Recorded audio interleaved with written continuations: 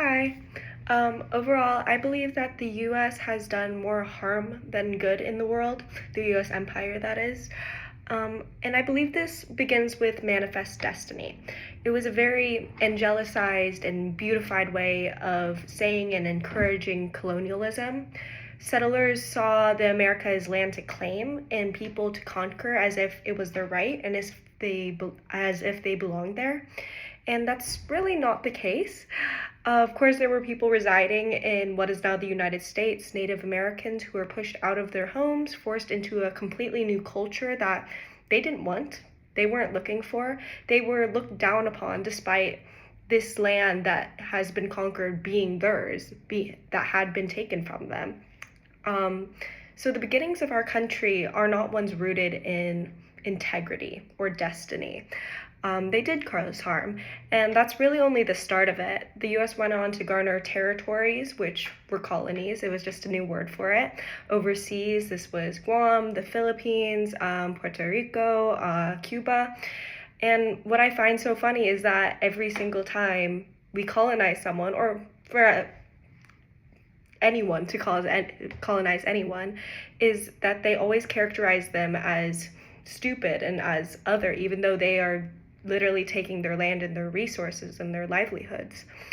Um, this isn't the first time, of course. During the Atlantic slave trade and during Jim Crow, African people were brutalized and not even thought of as human, and they were treated so very inferior.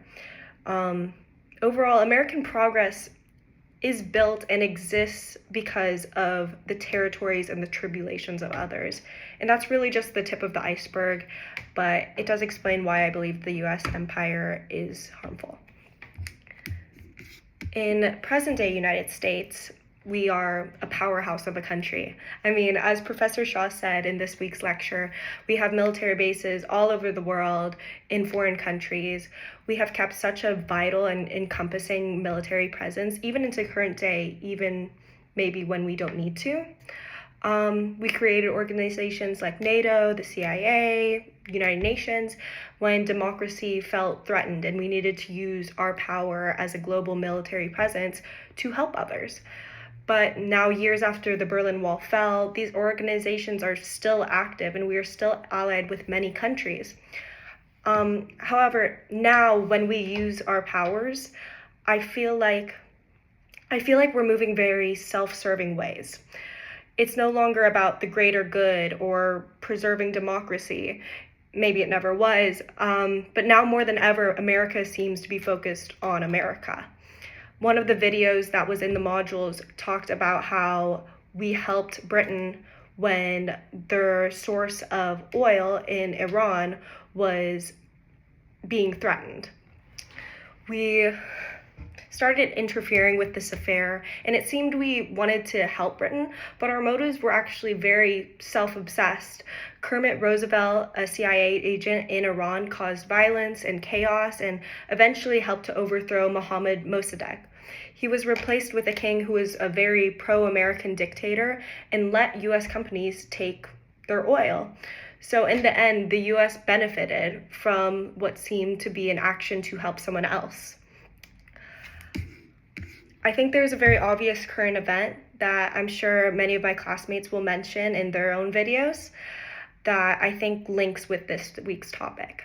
Last weekend, the United States attacked Iran and we killed the Ayatollah. And from what I've seen on the news, we killed over 160 people in this attack, including children.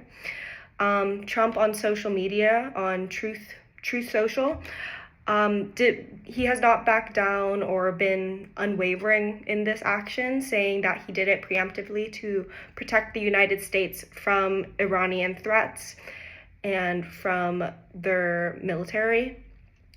The reason I bring this up is because it once again shows that the US has kind of outgrown its territory. We're butting into foreign business and taking very extreme militaristic measures. The reason we did this, we're very strong allies of Israel, and Iran has been an adversary to them, and I suppose they wanted to cripple the country. Additionally, this also ties back to imperial practices. The lecture mentioned hegemony, which is a power shaped not by control but legitimacy, normalcy. It can be racial hierarchy or gender roles, but in this case, the hegemon is religion. The US and the Islamic regime have long been at tension, long been at odds. More so, we once again use CIA agents to track the Iranian president and plan when to take this strike. So yes, I definitely think there's some continuity between the United States and Imperial United States. Thank you.